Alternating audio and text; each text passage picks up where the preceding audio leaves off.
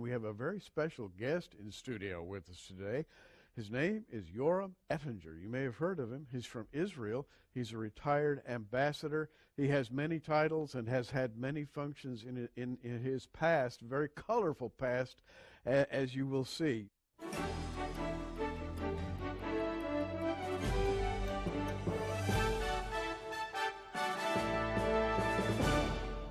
Yoram Ettinger, welcome to Prophecy in the News. Thank you very much. What I'd like to do is talk about Israel today. We hear so much in the news, a lot of it negative, a lot of it is slanted, I believe, in the wrong direction. And I want to hear from you, as an Israeli citizen who has had much experience with the Israeli government. I want to hear your version of what is going on in Israel today, the people of Israel. What are they thinking? What are they doing? What are their plans? Share that with us, if you would. The community of Jews in Israel is generally very optimistic, very patriotic, very much attached to roots and shaping vision based on our roots. By the way, whether you're secular or religious, whether you're conservative or liberal, whether you're a hawk or a dove. And that sense of optimism, which is very, very community-wide in Israel, is based on reality check. Anyone who examines Israel's performance since independence in 1948 would conclude that in defiance of ongoing war, in defiance of ongoing terrorism, in defiance of ongoing condemnation, animosity by many at the UN and all our neighbors, we have surged demographically from 600,000 Jews in 47-48 to 6.5 million Jews today. Now this I find very interesting. And by the way, we talked for a few moments prior to making this program about the demographics of the Middle East, and this you should find interesting. The fact that you refer to a kind of demographic time bomb in Arab societies. You talk about Israeli demographics, and you really reveal some things to me that I had not thought of. Let's talk about where things are going demographically in Israel today. Well, I belong to a team of Americans and Israelis who have studied and researched the issue of Arab-Jewish demographic balance between the Jordan River and the Mediterranean. We have done it for the last 9 years. Mm-hmm. The latest numbers are for December 31st, 2013.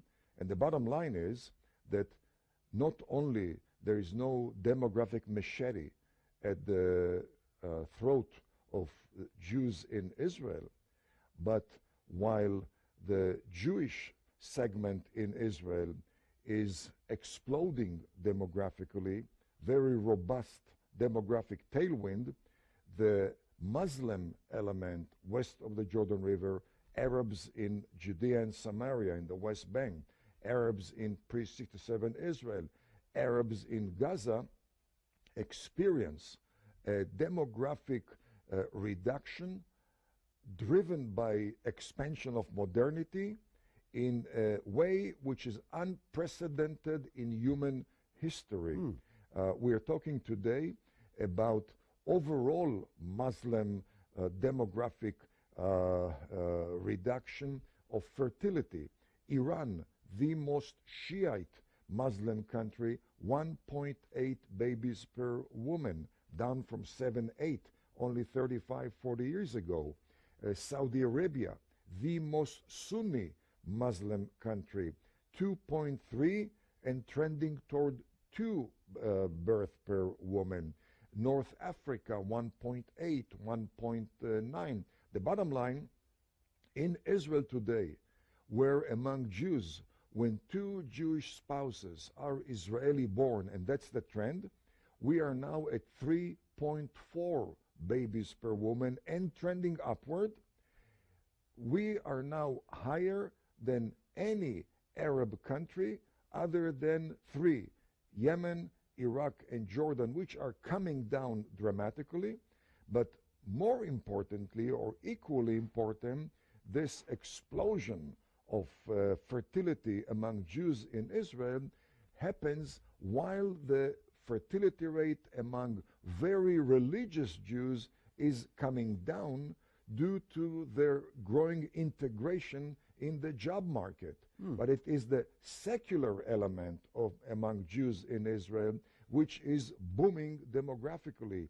The yuppies of Israel, who used to entertain 1 or 2 babies only 20 years ago, today it's 3 or 4 babies. The Jewish immigrants from the Soviet Union during the 1990s, 1 million of them, arrived to Israel with 1 baby per woman, which is the Russian, Ukrainian, Moldovan fertility rate, 1 baby per woman. Today, the second and third generation of those Jewish immigrants to Israel are already in excess of 2 babies per woman, rapidly catching up with the overall Jewish average of in excess of 3 babies per woman. Such a demographic explosion has a very, very significant impact on the economic future of Israel, because while all developed countries in the world other than Israel have less than 2 babies per woman and therefore will face an economic crisis in 15 or 20 years, there won't be enough, the sufficient number of hands to expand the economy. Israel will have the quantitative and qualitative element of demography to sustain expansion of our economy, and certainly when it comes to national security, we are going to have ample people to man the security positions required for Israel, or to reduce the duration of military service, which would expand the number of days dedicated to the development of the economy in Israel. We're talking with Yoram Ettinger, retired ambassador from Israel, and a fountainhead, if you will, of information about Israel. One thing that he said to me before we went on today that just really kind of surprised me was that there is a prevailing optimism in Israel. You know, here in the United States, I see a growing pessimism in the news, in economics. There's kind of a fear. But you're telling me in Israel today you sense an optimism. Tell us about that. Well, again, you have to look at the reality around us. Whenever we look at the Middle East, you see fragmentation among our enemies in the Middle East. You see violent intolerance among Muslims along ethnic line, tribal line, religious, ideological, geographic. The Arab tsunami from Northwest Africa all the way to the Persian Gulf has caused a setback to Arabs in the Middle East. Namely, the Arab threat to Israel today is at its lowest ebb as a result of the reality on the Arab street, which is not Arab Spring, it's tectonic Arab tsunami. Wow. When we look at the world at large and we see what's happening in Europe, Europe tragically has lost its willpower to survive culturally, religiously, ideologically. They have given up. They are consumed with their own private fortunes rather than community-wide fortunes. Israel, by the day, is being highlighted as the only ally of the U.S. which is stable and predictable and reliable, capable commercially and militarily, with the willpower to exercise its muscle, democratic and unconditional ally of the U.S. We cannot fail but see that, and when we watch that, how can we be but very, very optimistic about our future? Now, there's something else that Mr. Ettinger told me that I found most interesting, and that is the idea of a U.S.-Israel interrelationship flowing in one direction only. Oftentimes in the United States, we think of ourselves as giving aid to Israel so that Israel can survive.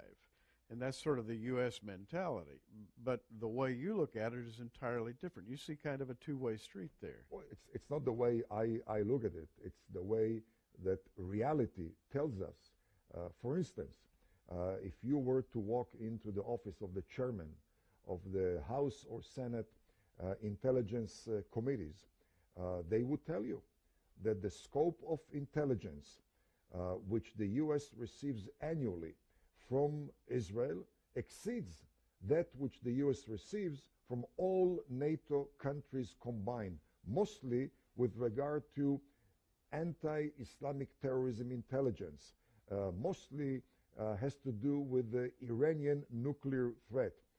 How much do you attribute in terms of dollars to such success in preventing additional September 11 in the USA? No country but Israel has those intelligence networks throughout the Middle East, which we share with the U.S.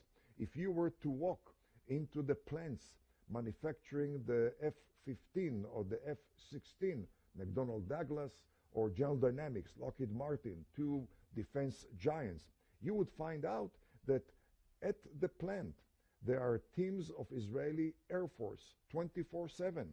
And the reason they are there is because they share with the manufacturer lessons drawn from maintenance, repairs, operations of those very, very heavy-set planes. For instance, F-16, there are more than 700 modifications introduced by Israel to the current generation of the F-16. 75% of the firing control, 50% of the cockpit, upgraded through Israeli lessons. The plant manager mentioned to me some years ago that those upgrades introduced by Israel have contributed to the manufacture a bonanza, as he put it, of mega billion dollars. I assume F-15, similar bonanza. What about the tanks which we use, American tanks, American armed personnel carriers, American night vision, American robots, American missile launchers? We use over 1,000 American military systems. All of them we upgrade, we modify through our experience because it's a win-win type of relationship. We have been the most battle-tested laboratory at the service of the U.S. defense industry, and that has expanded American employment base. It has enhanced American research and development base. It has increased American export base, again, part of those two-way street, mutually beneficial type of ties between the two countries. And last and not least, the late General Haig, Alexander Haig, who was Supreme Commander of NATO and Secretary of State. He was one of the most flaming supporters of expanded cooperation between U.S. and Israel. When he was asked, how come you are such a supporter of the Jewish state? He had a standard response. I support the Jewish state because the Jewish state is the largest American aircraft carrier, which doesn't require a single American aircraft or boot on board, which cannot be sunk, which is deployed in the most critical area for American economic and military interest. And if there wouldn't be a Jewish state, U.S. would have to deploy to the Mediterranean few more real aircraft carriers, tens of thousands of American soldiers, which would cost the American taxpayer some $15 billion annually, all of which is spared by one Jewish state in the Mediterranean.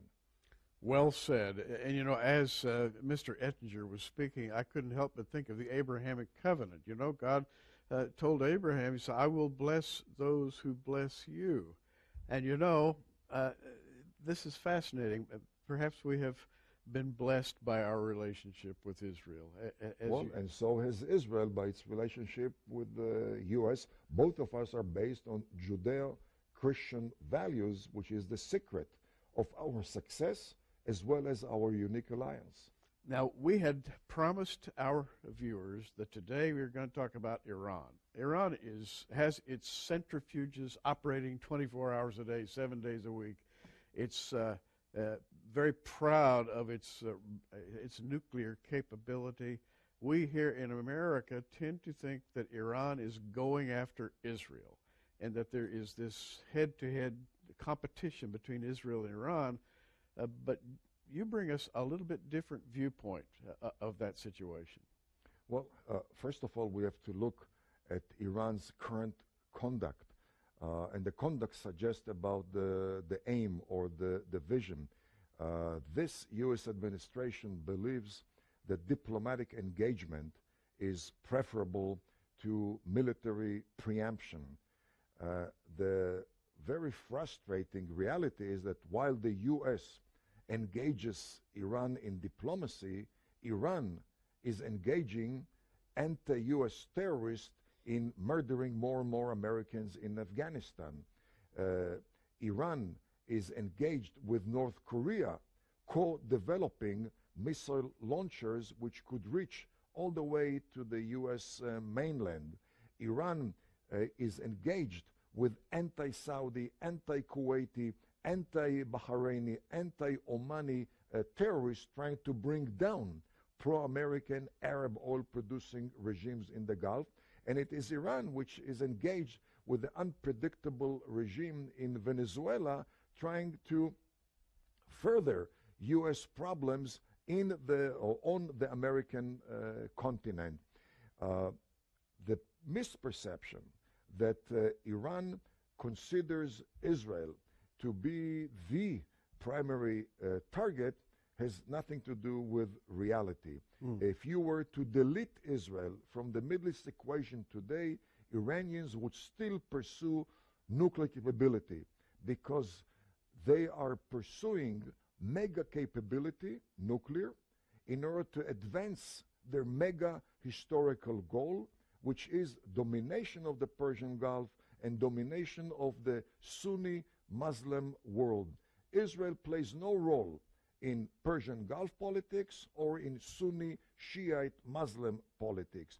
However, in order to advance their mega goal of domination of the Gulf in the Sunni world, they have to remove the mega obstacle, which is America's power projection in the Persian Gulf, in the neighboring Indian Ocean, and in the neighboring Middle East. In order to advance their goal, they are going to remove the obstacle through the mega capability, which is nuclear. And should there be a nuclear Iran, they're not going to waste nuclear warheads at Israel because Israel has retaliatory capability which could prevent Iran from achieving their goal. Instead, they're going to bring down the pro-American Arab oil-producing regimes, which would cause havoc to the supply of oil and the price of oil and American economy. They're going to critically undermine American posture of deterrence in the region throughout the world, which would cause series of American retreats and concessions all the way to the mainland, and maybe most effectively, as far as Iran is concerned, they are going to embolden hundreds of sleeper cells in this country, which are going to have a nuclear rather than conventional patron, which would devastate also American homeland security. So they are projecting their power across the Atlantic, is what you're saying. Well, that's their aim. Today already, they have Iranian missiles on Venezuelan soil.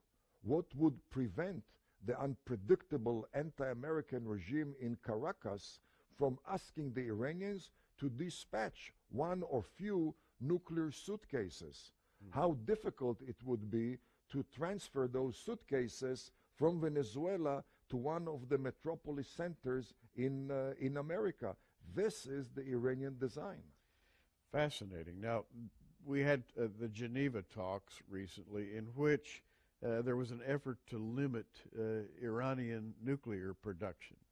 But right after those talks, the Iranians began to boast that they were producing more fissionable fuel than ever. Their centrifuges are running. I believe, 9,000 centrifuges running, and they have even more than that they could bring online. What's Israel's view of all this? How are the people of Israel looking at this? Two critical deficiencies of Western policy towards Iran played into the Iranians' hands. Number one is the delusion that diplomatic engagement could produce a non-nuclear Iran, and number two, the economic sanctions. Economic sanctions, whether they're biting or non-biting, did not prevent North Korea for 50 years from becoming nuclear.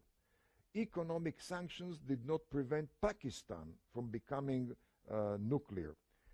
Economic sanctions have not prevented Iran during the last 20 years from approaching nuclear capability. They are now in the last lap of their nuclear marathon. And the reason is obvious.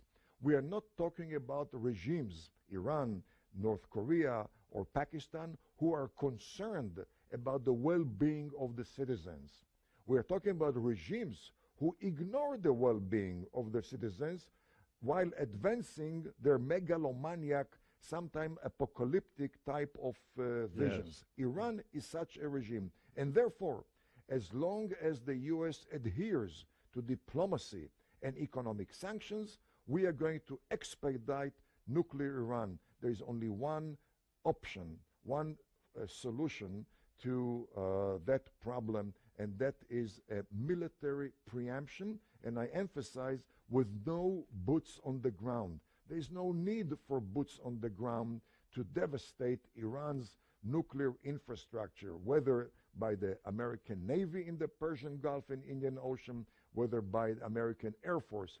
And if the U.S. would not do that, then it would behoove Israel to do, in my mind, to carry out that service to global sanity and to free world interest. And so it looks like we're heading for a moment, a historical moment of some sort in the very near future. Well, we went through that in a less bombastic manner in 1981, when the West basically reconciled itself to a nuclear Iraq. Iraq was on the verge of becoming nuclear, and it took an Israel to rid the Persian Gulf and to rid the world of a nuclear Saddam Hussein, for which, by the way, Israel was punished by the U.S. president. Military embargo was imposed on Israel. Joint military exercises were suspended. We were condemned viciously by American office holders. It took the U.S. 10 years after the first Gulf War in January 1991, when then Defense Secretary Dick Cheney said in Washington in a major defense establishment event, "Thank you, Israel, for bombing the Iraqi nuclear reactor in 1981, which spared us Americans nuclear confrontation in 1991. Better later than never." But the question is, have we learned the lessons as far as the Iranian nuclear effort? It seems to me at this stage, American policy makers are determined to learn from history by repeating rather than avoiding critical mistakes. This is very fascinating to me on several levels, but one thing I've gotten from Mr. Ettinger during our conversations is that Israel is optimistic through all this. You are not carrying the seeds of defeat. You're not looking at this as a possible catastrophe. You are viewing the future optimistically in Israel, which I find really amazing. Any realist must conclude that the problems, the threats which we face today are dwarfed by that which plagued the Jewish people throughout history. So why should we be but confident and optimist? If you look at the scope of foreign investments last year by the Intels and the Motorola's and the Microsoft and the Google and the Facebook and the rest of the American giants in Israel, an all-time high of more than $12 billion last year. You look at the Israel-China trade balance, all-time high of $11 billion last year. Turkey, very hostile country towards Israel, very Islamic in its orientation, all-time high trade balance with Israel. Definitely with the U.S., it's a very, very impressive growth. Why should we be but optimists? Certainly when we know that reality is on our side, that destiny is on our side, and we are driven by solid values, which are what I would call Judeo-Christian values. This has been the foundation of the success by the U.S., success by Israel. Hopefully, more and more societies in the world will learn and adapt such values. Yoram Ettinger, well spoken. Thank you very much for sharing your thoughts with us. And God bless you and the Israeli people. As well as America and the American people, the exceptional leaders of the free world. I'd like to talk to you for a moment about our magazine, Prophecy in the News. It's been in publication for literally decades. It always contains very lengthy articles, discussions of the latest issues in Bible prophecy. More than that, it's a catalog of the latest offerings in the world of prophetic Bible study. Magazines, CDs, DVDs, everything you need to start your own Bible studies. $34.95 for a year, and that's a great price. We're going to make it even better by including the official Blood Moons calendar absolutely free. It would be a $15 value. Just call the 800 number on your screen and ask for the Blood Moons calendar subscription special. Call that 800 number right now. Ask for the Blood Moons calendar subscription special, and we'll ship it right to you. You'll be amazed when you follow the events that are going on right now. I'm Gary Stearman. Thanks for being with us, and keep looking up, everybody.